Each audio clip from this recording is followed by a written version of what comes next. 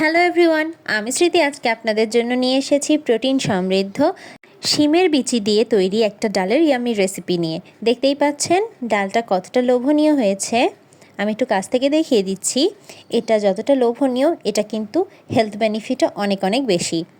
এই যে দেখুন, আমি কিছু শিমের বিচি নিয়ে নিয়েছি। এখন শীতকাল, আজকাল বাজারে এই শিমের বিচিটা খুব ইজিলি আপনারা পেয়ে যাবেন। এর খোসাটা ছাড়িয়ে নিয়েছি আমি। আর দেখুন, কিছু কিছু বিচি কিন্তু স্প্রাউটিং হয়েছে। যেই বিচিগুলোতে স্প্রাউটিং থাকে, এই বিচিগুলো কিন্তু অনেক বেশি হেলদি হয়। এখানে আমি হাফ কাপ ডাল ভিজিয়ে রেখেছি, এটাও ফুলে ডাবল হয়ে গেছে। এখন আমি প্রেসার কুকারের মধ্যে ধুয়ে রাখা সিমের বিচিগুলো দিয়ে দিচ্ছি। এর মধ্যে দিয়ে দেব ডালগুলো। ডাল দেওয়া হয়ে গেলে এর মধ্যে আমি একে একে মশলাগুলো অ্যাড করে দেব। দিচ্ছি 1 চা চামচ লবণ, হাফ চা চামচ মরিচের গুঁড়া, হাফ চা চামচ হলুদ গুঁড়া, 6-7টা গোলমরিচ, 3টা লং আর সামান্য তেল দিয়ে এটাকে আমি সিদ্ধ করব। এর জন্য আমি এর মধ্যে সামান্য কিছু পানি অ্যাড করছি। আমি খুব বেশি পানি অ্যাড করছি না, যাতে বিচিগুলো ভিজে থাকে এরকম পানি অ্যাড করছি।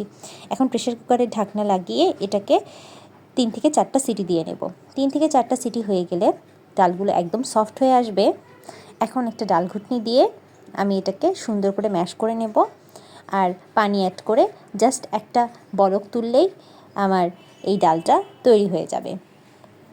এই ডালে প্রোটিনের পরিমাণটা অনেক অনেক বেশি থাকে। আপনারা চাইলেই আপনাদের প্রোটিনের পরিমাণটা এ থেকে পেতে পারেন। তাছাড়া শিমের বিচিতে থাকে অনেক পরিমাণের ক্যালসিয়াম, যা আমাদের বোনের জন্য অনেক ভালো।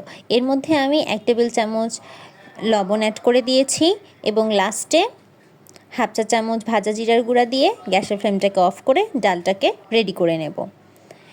এই যে দেখুন, তৈরি হয়ে গেছে সুস্বাদু মজাদার প্রোটিন সমৃদ্ধ ডাল। এরকম আরও অনেক ইউনিক ভিডিও পেতে আপনারা আমার চ্যানেলটিকে সাবস্ক্রাইব করুন, এবং আপনাদের যদি এরকম আরও অনেক ইনফরমেটিভ ভিডিও দরকার হয় তাহলে অবশ্যই আমাকে কমেন্ট করে জানাতে ভুলবেন না এই রেসিপিগুলো আপনাদের কাছে কেমন লাগছে। ভিডিওটি দেখার জন্য থ্যাংক ইউ এভরিওয়ান। ভালো থাকবেন সবাই। আল্লাহ হাফেজ।